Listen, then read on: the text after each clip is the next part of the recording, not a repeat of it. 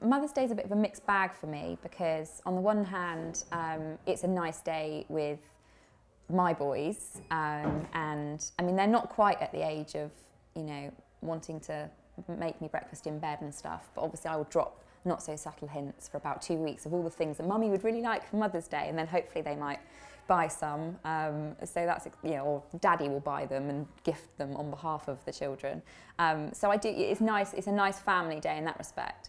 But it's always kind of tinged with a little bit of sadness on my side because I lost my own mum when I was a teenager. So Mother's Day is just one of those. I mean, every day is a hard day when you lose somebody that you love, but when there's a day that's kind of plastered on banners and adverts for, you know, a month or so leading up to the event, show someone, show your mum she's really special or what have you. You kind of can't get away from it. So I'm always, I guess, hyper aware in the run-up to Mother's Day that it's a day that, you know, my own mum isn't here. So it's a hard day, but probably easier now that at least I have a purpose in that day because I'm no longer just somebody's child. I'm a mum myself, so I have a role in Mother's Day, I guess, now. Becoming a mum myself was probably one of those more poignant moments where it made me reflect on having lost my own mum, and also just all those questions that you have about like, what I was like as a baby. Did I do this? Was I, you know, are there kind of parallels between what me and my sister were like and what my boys are like? And they will just kind of remain unanswered. I can kind of never get the answers to those.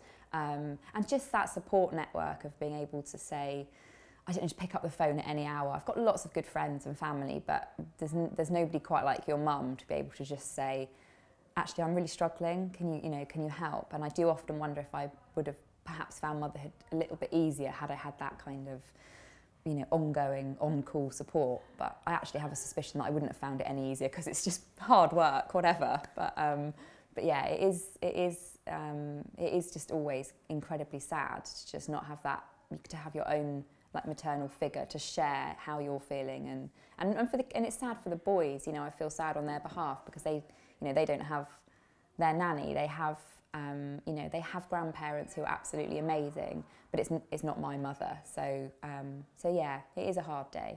I think when you have your own children, you have that feeling of, I now have sympathy for all the things that my parents went through, because you are just the most precious thing to them. And sometimes I say things and my boys look at me, even now at 5 and 2, that, oh, you know, Mum, you're spoiling our fun type thing. But it just takes me right back to when I just used to think things were really unfair. But it's just because, you know, your parents care. And so you almost want to just be able to say, I get it now, I'm so sorry that I was, you know, so terrible between the ages of 8 and 14 or whatever it might be. So yeah, so that's hard. That's another dimension of kind of not being able to say, oh wow, I really appreciate what you went through in raising 2 children.